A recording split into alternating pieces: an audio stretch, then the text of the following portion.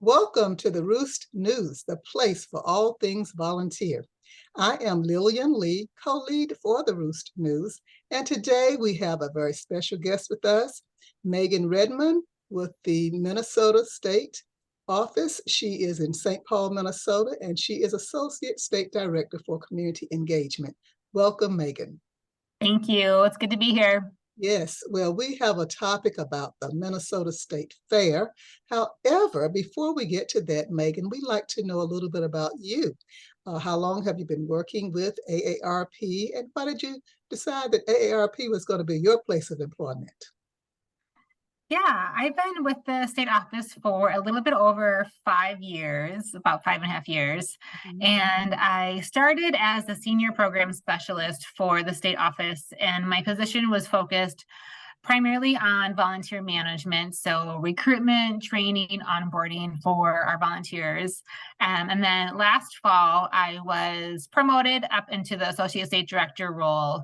I believe it was maybe last September. So I've been in my new role for about 6 months now. Well, congratulations. Yeah, thank you very much. And I came to AARP just at a time when I was just looking for new opportunities. I had been with my current job for a few years and was looking for something new. And I interviewed. I didn't know a lot about AARP actually when I interviewed. I kind of knew the basics.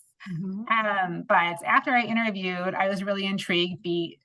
I think because of the way that the organization works with volunteers, and that they have, it's more of a partnership and collaboration, and staff really work with volunteers on planning, and there's volunteers in leadership roles, and just it's very different than a lot of other organizations. And so I think I love working with volunteers, and so hearing about how AARP works with them, I was really interested in the job, and then obviously happy when I got it. So it's been fun the last few years, and I've getting settled into my new role too. Okay, well, great. Well, what a great opportunity for you to come on the Roost News podcast, sort of as a new employee or new role for you. And that is great because the audience for this podcast is volunteers and staff. So they will be able to hear your story. Let's get going with the Minnesota State Fair, or St. Paul's, I'll say Minnesota State Fair. And I thought this was a unique idea. I had not heard of it before, with volunteers doing community engagement at a state fair. So how did this idea come about? Was this volunteer led, or did you decide, oh, this is going to be something great for the volunteers, and you went through CVent, or you sent them an email? How did you go about recruiting volunteers for this particular activity? Yeah, so our state fair it's one of the largest state fairs in the country. So it happens at the end of August, and it's 12 days long. And AARP always has a booth in what is called the Education Building for the entire 12 days. Okay. It's 9 a.m. to 9 p.m. at night. So it's over 100 volunteer shifts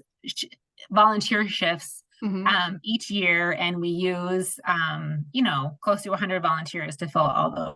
Wow. Okay. Wow. So we got back into in-person activities, really jumped in with 2 feet into the deep end. We usually are very busy in the summers, and a lot of the festivals and events that we did pre-COVID, we decided we were going to do, and the state fair was one of those.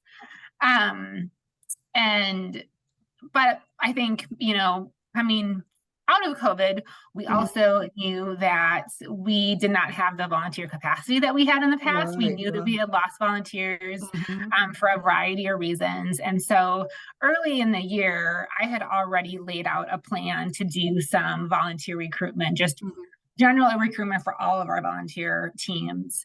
And we were going to do a virtual information session. So June, July, August, we were going to hold just half-hour info sessions where people could come and hear a little bit about the organization.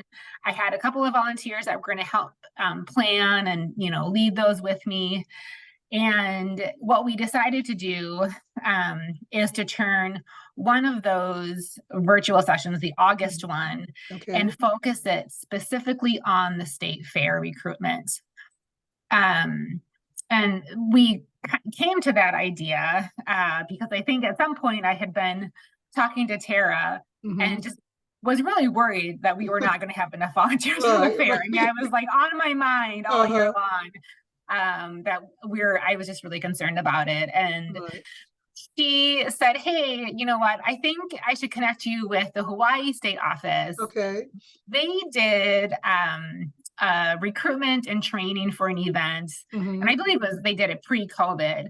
But the idea was that they did kind of a just-in-time recruitment and training where they recruited and trained people like, I think the training was like the day before the event. So they did a really focused event-specific recruitment, and it was really successful. And so I connected, I think it was Jackie shared information of, what they did. And I basically took a little bit of what they did and adapted it for what our needs were. So, in terms of how we recruited for it, we sent out one email, and I believe we did a focus recruitment tagged around people likely to volunteer. But other than that, it was a pretty broad, Twin Cities focused recruitment to come to the information session.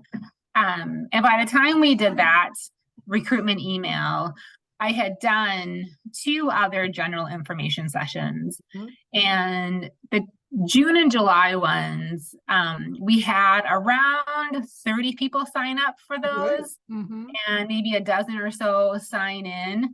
And so that's kind of what I was expecting for the August one. I figured we'd have 30 or 40 people sign up for it, and we would get a handful of volunteers for the fair. And the email went out, and we had a event for it. So we did create an event for people to sign up for the session. Once that email went out, the numbers went way up. Great. So we ended up with around 85 to 90 people signing up for the information session. So obviously people love volunteering at the fair. Yes. I think that was a big draw. So you had the recruitment first of the volunteers. Then how did you assign tasks? How did you divide all these 80 plus volunteers up? Yeah, so the process basically was people, obviously came to the information session, and we had around 40 people actually log in for the information session. And during that session, we went through just very briefly who AARP is, just a couple of minutes. And then we talked about, why it's important for us to be at the fair, kind of what do we get out of it, why we're there. We went through the different types of engagement activities we usually do at our booth, and kind of what we were thinking we were going to do for that, for the state fair last year. We went through volunteer expectations, and what people could expect from us. So, everybody that volunteered at the fair would get an AARP t-shirt. They would get a free ticket to the fair. They would get food vouchers. So it's kind of for volunteers who have done the state fair for us in the past, they like it because, you can do like a 3-hour shift at the fair and then go and walk around, you kind of get free entrance, and you kind of do your fair time either before or after your shift. So that's kind of like how we sell it a lot, is just, you can come to the fair, volunteer, and then, meet up with your friends or family afterwards or beforehand. So people kind of learned about, what the activities were that we're going to be doing at the fair during that information session. And then after the virtual session, I sent out a follow-up email thanking everybody for attending. And then We use a website called signup.com for the Okay. volunteer. So that's just basically an online volunteer schedule. Mm-hmm. And so I included a link for that. So it's like, thank you for, coming to the information session. If you want to volunteer for the fair, here's the link for our schedule, and they could just log in, and it's a super easy system. I highly recommend for other state offices who do larger events. The state fair is it's a lot of shifts to manage, and this is kind of the best tool we've come by to use. Mm-hmm. So they could sign up for shifts. And then there's also another link to sign up for a little bit more in-depth training. Okay. So they did the information center or session, they signed up for the shift, and then we had both an in-person volunteer training and a virtual volunteer training that we did about probably a week before the fair starts. And that's where we really went into like what our engagement activity, was going to be at the fair, talking points that volunteers should know about. So, since I think the education booth last year was focused around advocacy, and so we had a corn poll, so we had big jars and little kernels of corn. Yeah, I was going to ask you about what did you do? How did you engage the attendees? Yes. Yep. So people could vote on what advocacy issues they cared most about. And then we also had a sweepstakes. So we were giving away I believe it was a Yeti cooler last year. And so they could do the corn bowl, and they could fill out the form to get into the sweepstakes for the cooler. But other than that too, the fair for us, like, it's a great awareness and outreach opportunity for us. So like, people come from all over the state to go to the fair. People come from other states to go to the Minnesota State Fair. And so you have the engagement activities, but then people are just coming and, chatting with us. So it's, our volunteers are there just to share information and to answer questions. And, we train volunteers on how to use Frontline, because we get a lot of folks who will come up and ask about membership, or they have issues. And so the Frontline app is a really handy tool to have there as well. So that's kind of what they do. So our shifts are 3 hours in length, and people can sign up for as many shifts as they want. I was wondering if they could sign up for more than one shift. Great. Oh yeah, they're not limited. And we do have quite a few volunteers who will do 2 or 3 or 4 shifts throughout the 2 weeks. Yeah. So each time they sign up for a shift, do they get the fair bucks, or is it one per day, or each shift for each shift? No, so they get each shift they have. So we mail everything out to folks ahead of time. So, or they can pick it up if they come in person to the training. We'll have all of their materials for them there, and they'll get a ticket for each day at the fair, and they'll get, I believe we gave them $15 in food for each shift. So if somebody went to the fair to volunteer 3 times, they would have 3 tickets to get in, and then, $45 or whatever. That's a great incentive.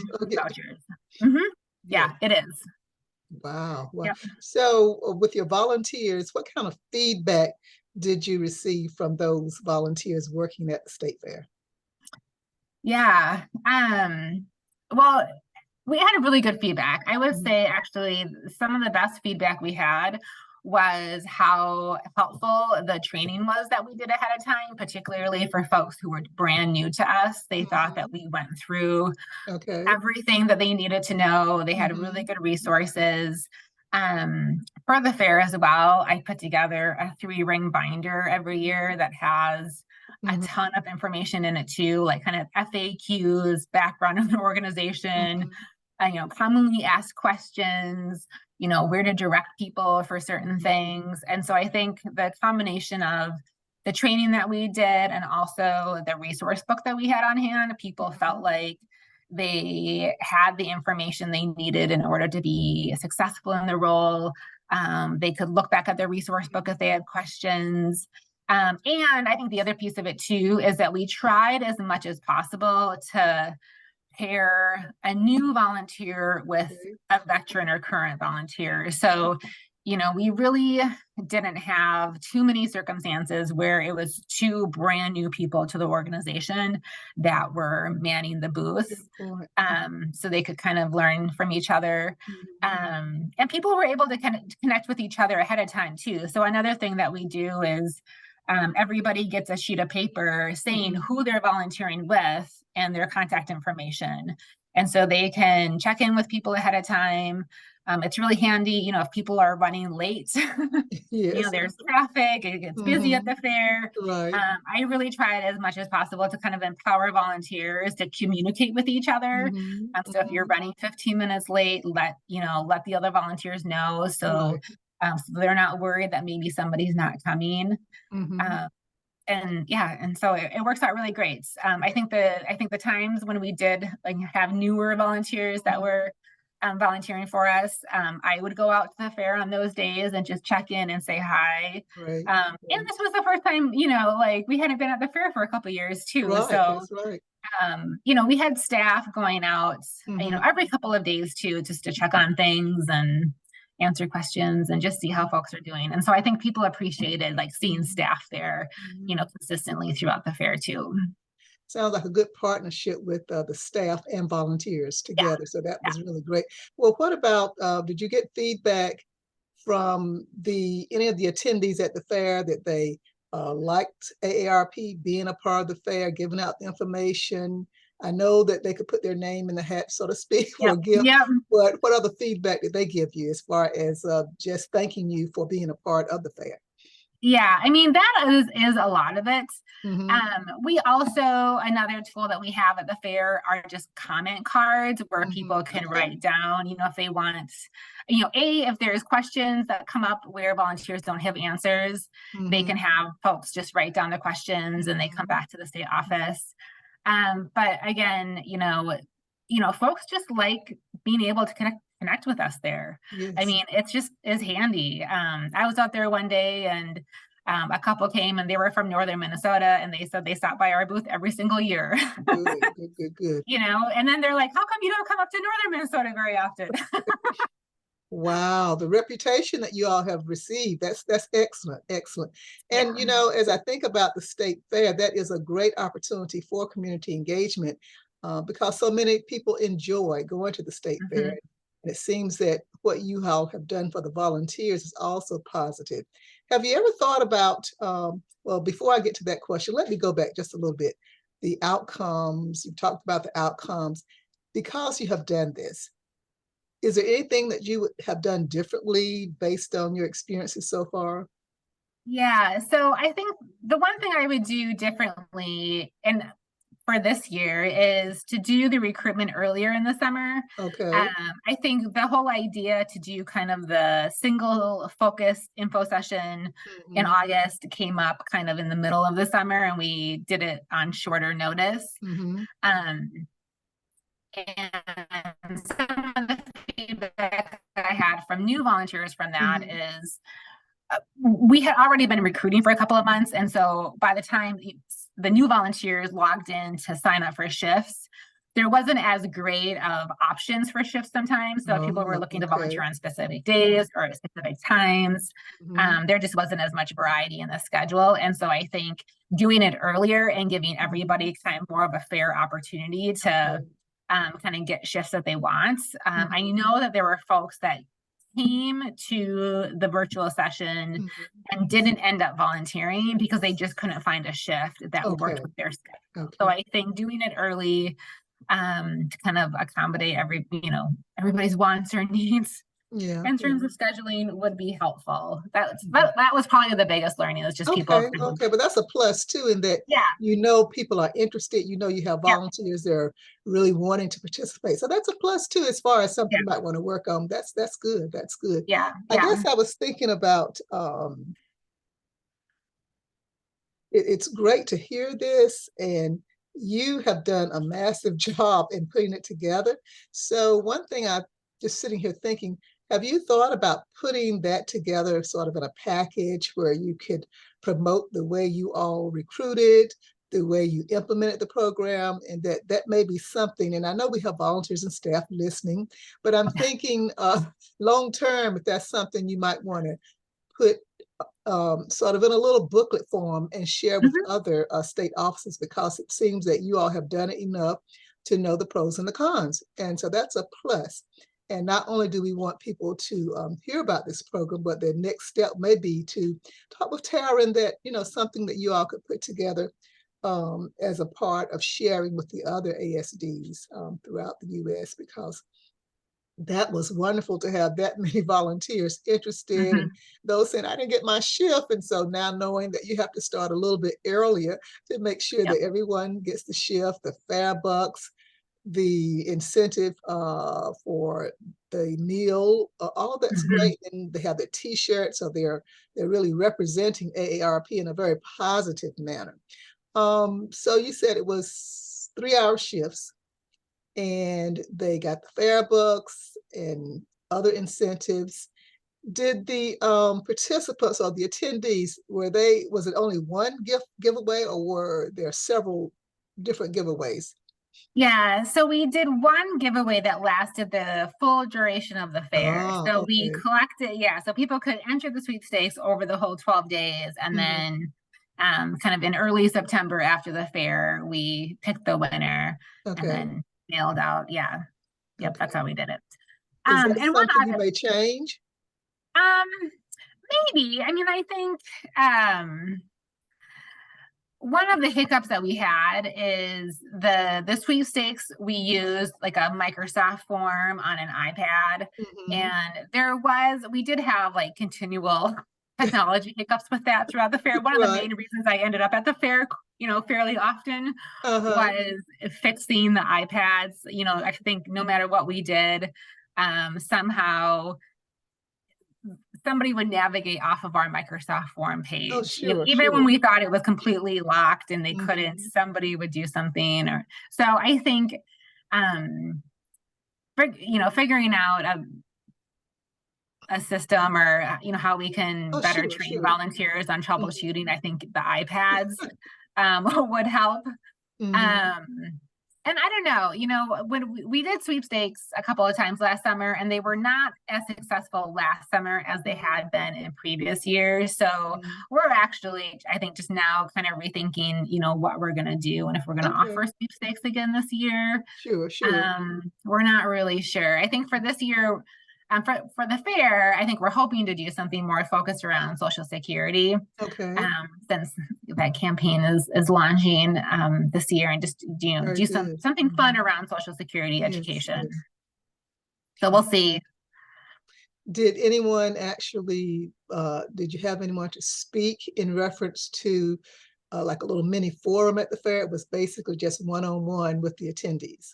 It was more one-on-one. Like, we have a big booth, and we're in a space that is full of other nonprofits and kind of education focused. So it's really, when people are in the education building, they're really kind of moving through and just kind of talking to all the different booths. So, we're there, like the Minnesota Historical Society is there, and some of the universities, the U of M has booths there. So, and everybody has, giveaways.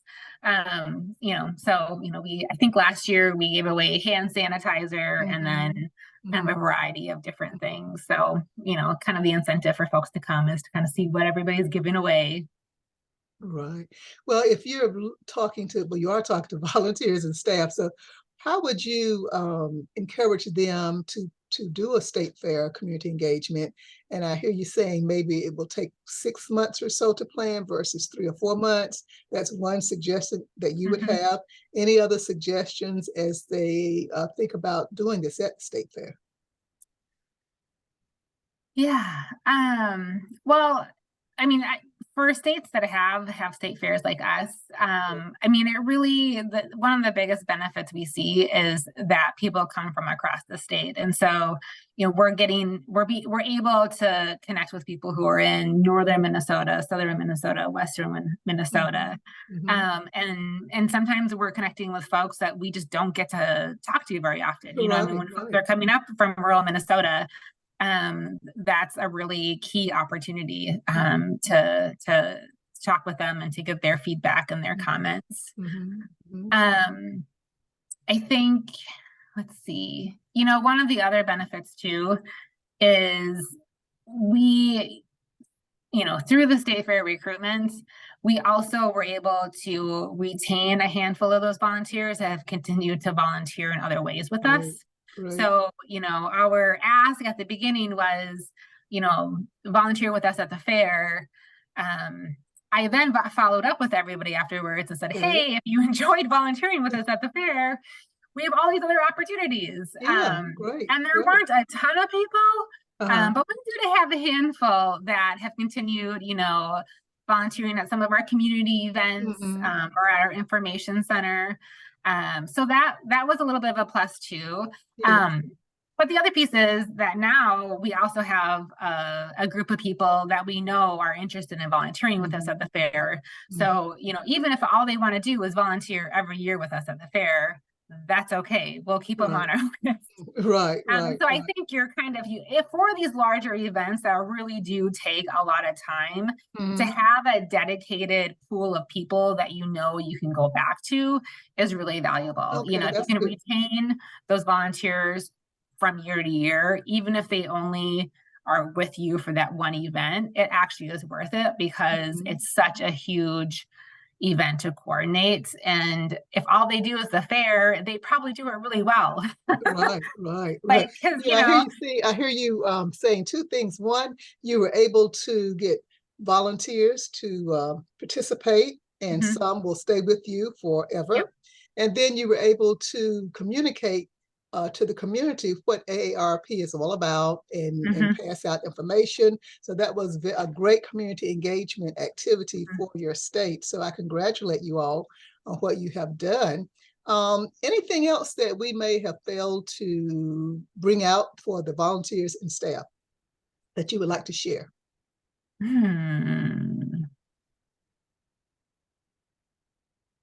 I can't think of anything. Okay, I feel like we maybe covered it all.